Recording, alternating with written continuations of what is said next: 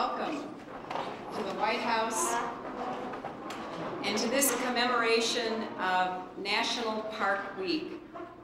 We have wanted to use this week to encourage Americans to visit our national parks, to take pride in them, and to safeguard their future, and also to present several National Park Service awards, and personally, on behalf of the President and myself, to honor National Park Service employees who care for and maintain the national park that is the White House.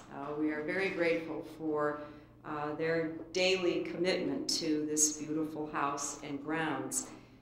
On April 14th, the President proclaimed this week to be the week for National Park Week. And all this week, members of the Cabinet and the Sub-Cabinet are visiting national parks across the country and participating in events to observe this week. We hope that this week will highlight the parks, but we hope that every week will be National Park Week. We are also grateful that the National Park Foundation, in conjunction with the New York Times, is sponsoring this reception. And we are very appreciative of the 20-page insert that was in the Sunday New York Times that calls attention to the week that we are celebrating by highlighting the beautiful parks and urging Americans to take responsibility for their preservation. The Park Foundation, a private nonprofit organization, was created in 1967 to augment the Park Service's budget. And we are very appreciative of that public-private partnership that is very important to the future of our national park system. We are also delighted to have members of the Cabinet and Sub-Cabinet here with us this afternoon, and we are also pleased that members of Congress who have responsibility for our parks, Representative George Miller, Representative Bruce Vento, Representative Joseph McDade, and Representative Ralph Regula are also here to celebrate this week. It is my privilege to introduce a longtime friend of the President's and mine, someone who had established his reputation as the governor of his state of Arizona, and who had, with singular commitment, become a voice for preserving our nation's heritage, and has brought that voice to his current position where he himself is becoming a national treasure, the Secretary of the Interior, Bruce Vattel.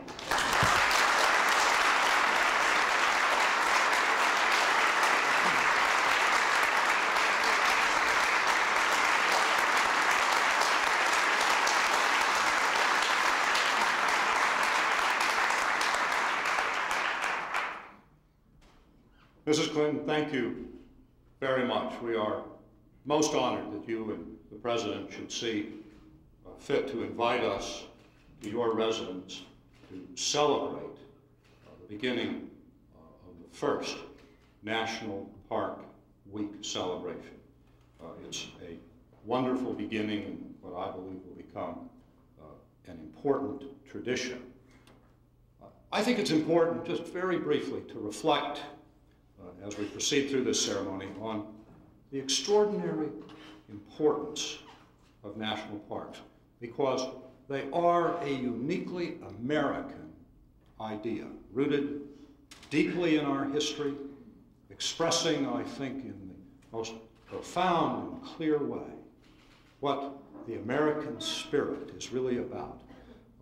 It's a place where Americans can go to discover and encounter their heritage, their history, whether it's at Independence Hall in Philadelphia, the Spanish missions in California and Arizona, the Lowell Historical Site in Massachusetts, the Louisiana plantations, and the process of discovery of the diversity that is our heritage is a never-ending voyage, as I think we reflect when we see and visit the Martin Luther King Jr. site in Atlanta, a chapter in our history which has only been created in our own generation, reminding us that the national park system is a never-ending, open-ended exploration and creation and recreation of our history.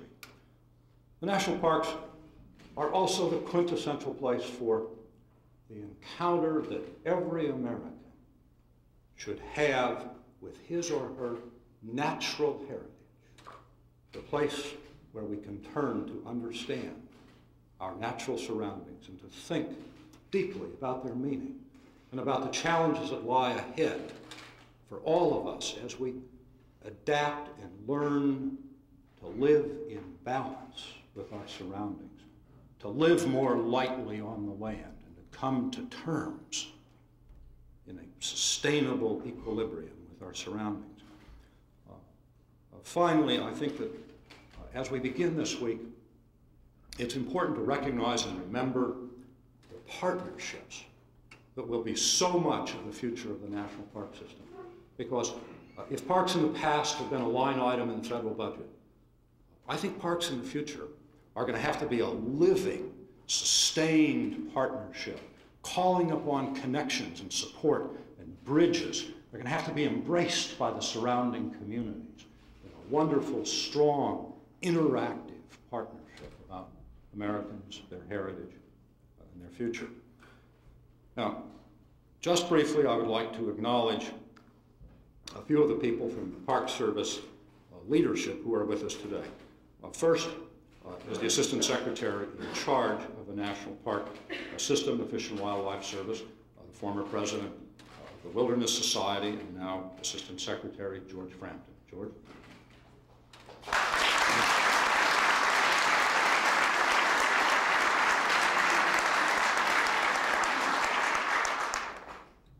Next, I'd like to introduce a person that I met in one of those encounters here in Washington. A friend of mine took me over to a place I'd never been, the Museum of National History on the Mall, and meeting me at the door in a burst of uncontrollable enthusiasm and imagination. And by that description, I need not tell you more except to introduce the Director of the National Park Service, Roger Kennedy.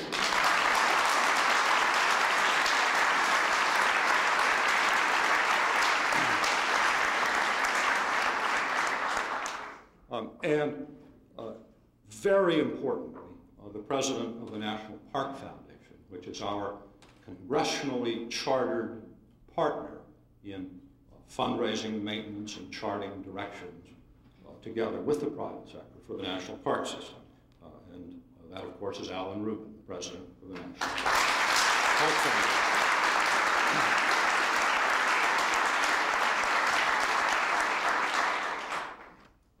Okay, it's time for the awards. Now, when I announce your name, someone, I think, will show you what to do next. But let's try it and see what happens. These awards are from the National. The President has a better idea than I do what happens next, I must say. The National Park Foundation Awards begin with the Theodore and Conrad Worth Environmental Award, which recognizes outstanding contributions made to the preservation of environmental resources, both here in the United States and internationally. Ambassador Lawrence W. Bill Lane, Jr. is the recipient of this award. Ambassador Lane is a former ambassador to Australia and Nauru, ambassador at large to Japan. He has worked faithfully throughout his years of public service to preserve the environment and help bring his vision to millions of Americans as co-chair of Lane Publishing and the former publisher of Sunset Magazine. He is the founder and the benefactor of the new Mount Rainier and Olympic Park Fund. Bill?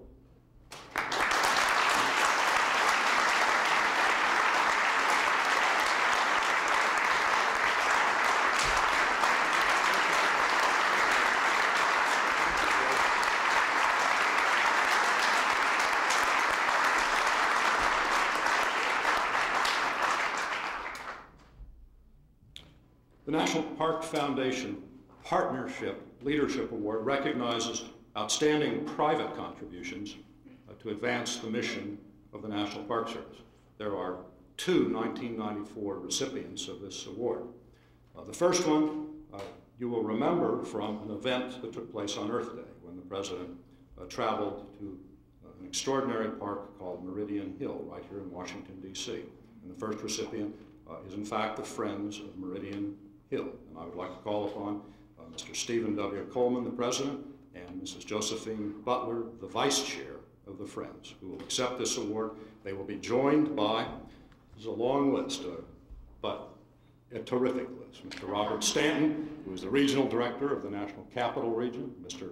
William Shields, who is the superintendent of Rock Creek Park, and Lieutenant Henry Berberich, who is the commander of the Rock Creek Station of the U.S. Park Police. Would you all come on up?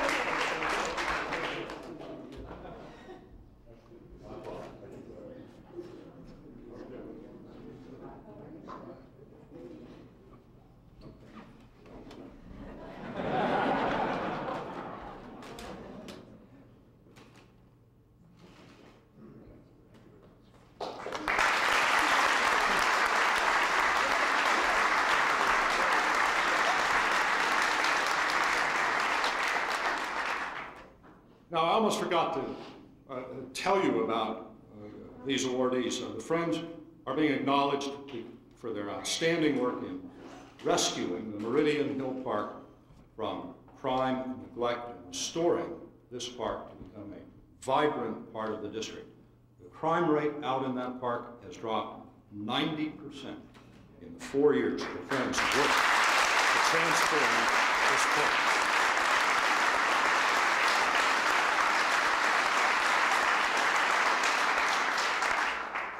The other recipient of the Partnership Leadership Award is the Dade County Public Schools from Miami.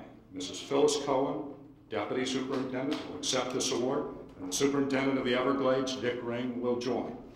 This award recognizes the outstanding contribution that this school district has provided for environmental education. Its partnership with the park has enabled more than 250,000 students over 20 years to learn about the fragile environment of the Everglades National Park.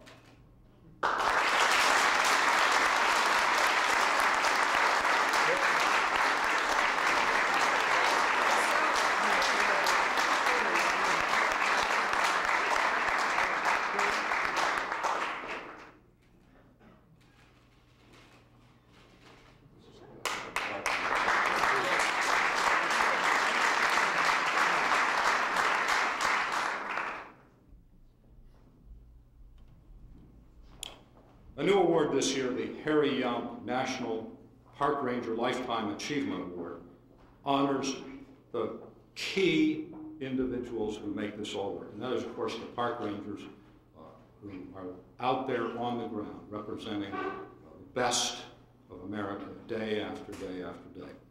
This is for park ranger career performance in the art and science of rangering. This year's first recipient is Richard Gale.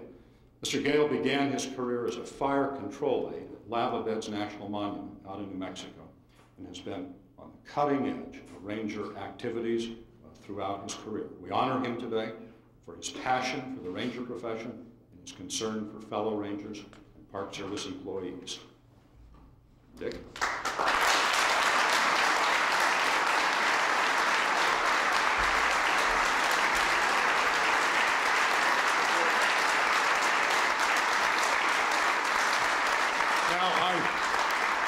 I didn't quite get this one right. There's another recipient here. Not really a recipient, he's a sponsor of the award, and that's Mr. Arthur Sulzberger, Jr., publisher of the New York Times.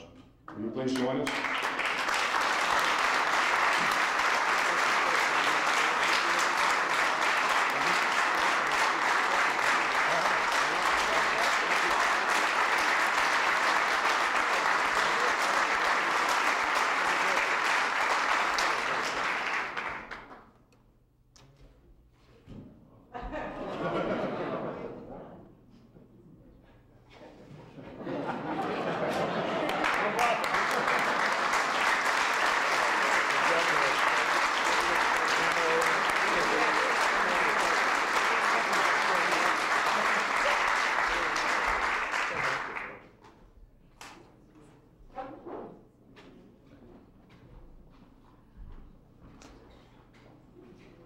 Citizen Leadership Medal honors an individual who has made an outstanding and sustained contribution to scenic and historic preservation.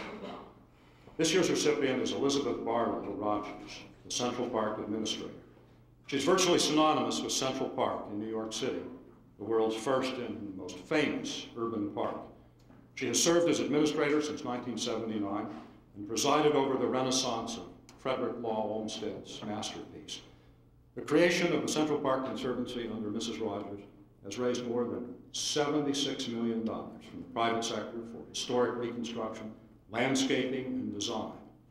The Conservancy is a model for public-private partnerships that make a real difference in our nation's park system. And I have a note here which says, she is also the chief candidate to be recruited for the new New York Harbor Initiative. So that's your next assignment. Congratulations.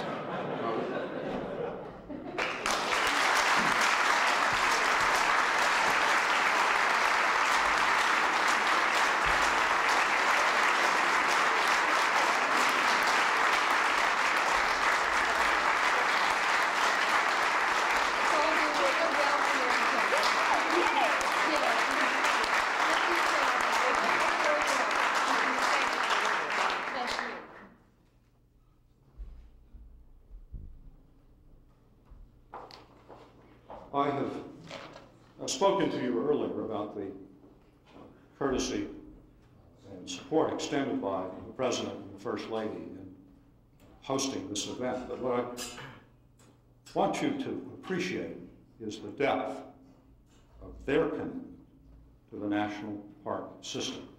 I first discussed these issues with the President in November of 1992. We had a long talk in Little Rock about the Department of the Interior, and the President at that time emphasized to me his concern from his experience as governor for revitalizing and rekindling the spirit of national parks in the hearts and minds and experience of the American people.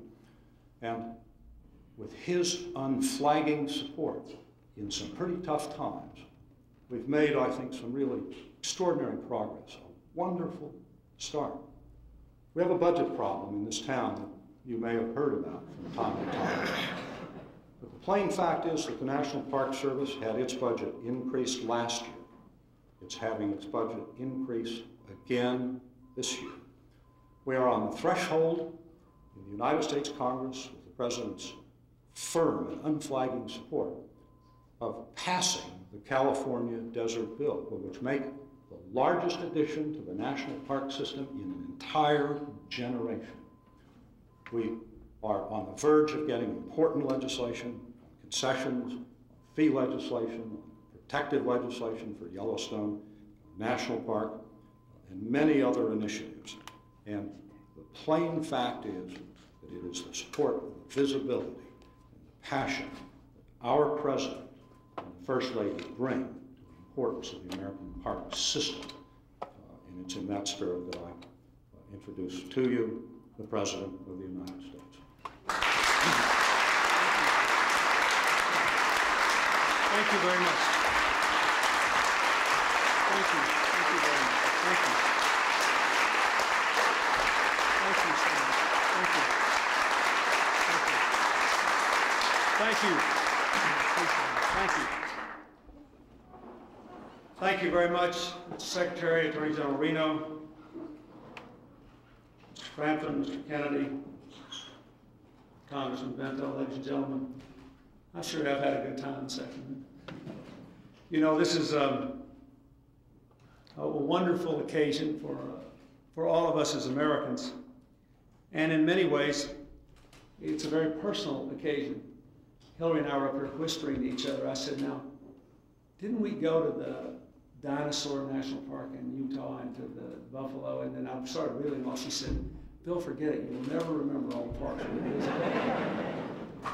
And we can't begin to remember all the ones we have visited and all the things that have happened to us from Florida to Northern California and all points in between. I do want to say that I am personally very grateful to the people who have been recognized this year. Ambassador Lane, thank you, sir, for your many contributions. Steve Coleman and Josephine Butler and the other people from Meridian Hill, we were there on Earth Day. And I want you to know that, not that I didn't trust you, but the other day I was in the neighborhood and I had my card sort of drive by the park again just to make sure there was no false advertising. And sure enough, it was just like it was on Earth Day. And I thank you for that urban miracle of nature. I congratulate the Dade County Public Schools and Phyllis Cohen. Thank you for coming here and for teaching our young people about the importance of our natural resources. The children of Florida have a great burden as they grow up now to reconcile our responsibility to the remarkable ecostructure of that state and the explosion of growth that's going on there. Richard Gale, congratulations to you, sir, and thank you for your career. You know, we were talking here a moment ago. I'll bet you that more American citizens have met employees of the Park Service than any other department of the federal government. They may have thought more about employees of the IRS, but they have actually met more employees of the Park Service. And I'll bet you think about it. I bet each and every one of you here can remember park rangers you met at Carlsbad or Yellowstone or Yosemite or you name it. And that's a very important thing. At a time when people have such negative impressions of government, this is our government at its best. And I appreciate what Secretary Babbitt said about the budget. Just so you'll know exactly how hard that was, that this budget recommends the outright elimination of over 100 government programs, slashing over 200 more. If adopted, it'll be the first time in anybody's memory that the Congress and the President have actually worked together to pass an executive budget for 2 years in a row, and will give us 3 years of deficit reduction for the first time since Harry Truman was president. But we still spent more on the Park Service because that's where a lot of America's heart is and where a lot of America's future is. And the California bill will be an astonishing achievement if we can get it through, and we're working hard on that. Thank you, Elizabeth Barlow Rogers, for your work in Central Park. For all of us who've ever been to the zoo or the carousel or jogged around the reservoir with bated breath, we thank you for what you have done to give that great park a new lease on life. Most important, I'd like to thank Secretary Babbitt. We've been friends a long time. We talked about these things a long time. He grew up near the Grand Canyon. I grew up in Hot Springs, which actually is, I think, the only city in America, perhaps except this one, that actually has a whole national park within the city limits. And it was the first reservation set aside by Congress for a national reservation in 1832, in recognition of the fact that in the 16th century, Hernando de Soto came there and found the Indians bathing in the hot sulfur springs. He was looking for the fountain of youth. I grew up there and lost it. But Bruce and I have been through these things for so many years. And when we served as governors, I don't know how many times I heard the Western governors who cared about the environment say that there had to be some way that Interior could push this country toward sustainable development, push this country toward maintaining its resources, and still not feel that we were violating the culture and the way of life of the people, especially in the West, where the Interior Department owns so much land. I think he has managed the tension between traditional culture and change better than any other person in the entire United States could have done it, in the only department that really still literally affects the lives of more than half the people in many communities in this country. So I am very grateful to him. I thank him for what he's done, and I know all of you will join me in expressing your appreciation for his brilliant leadership.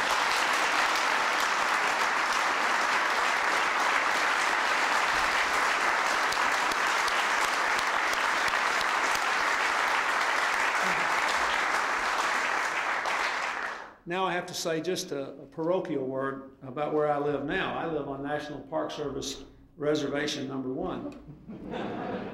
And I want you all to take note of that next time you hear somebody say the president's off the reservation.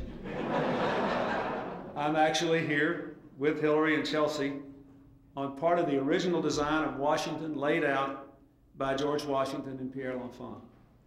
Like other families who've lived here, we've had the honor of planting several trees on these grounds, a willow oak, a leaf linden, American elm. We love this place that is maintained by our Park Service. I want to recognize two special contributors and say I enjoyed having my picture taken with the White House staff who do so much to maintain the house and the grounds just a moment ago. I want to thank our head usher, Gary Walters, who does a great job for us on so many events here.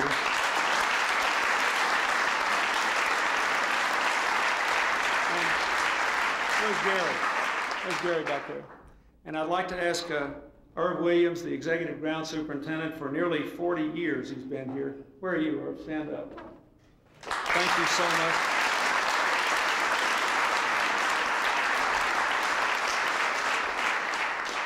Three decades ago, Mr. Williams helped Jacqueline Kennedy redesign the First Lady's Garden. It was later renamed the Jacqueline Kennedy Garden. It is just opposite the Rose Garden in the back of the White House. It's another of the wonderful legacies that this fine lady left our country with the help of Irv Williams, who's given his life to this work, and we thank you, sir. Wallace Stegner said the national parks are the best idea we ever had. Absolutely democratic, absolutely American. They reflect us at our best rather than our worst. I could say it no better. Let us try to live by the mottos of the national parks. Let us try to lift our spirits on a daily basis as we are all uplifted when we visit them. And let us, for the rest of our lives, rededicate ourselves to preserving and enhancing them. They are the legacy of every generation. They're our hope for the future, our tie to the past, our connection to the land. They're bigger than any of us, and they make us all better. And we thank you all for your contribution to that end. Thank you.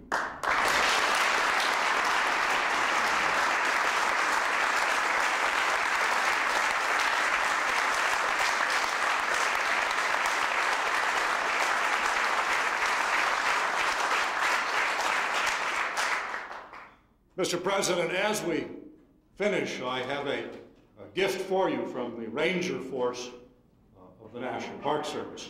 Now, it is not, the good news is it's not a war bonnet, but it is a hat which all of the Rangers wear with great pride. A design which was established with the first Rangers in 1916. We bring it to you on a plaque, and I was thinking that perhaps you could put it on the mantelpiece in the bedroom or the green room. But it comes with our great respect, affection for you as the head ranger. Thank you.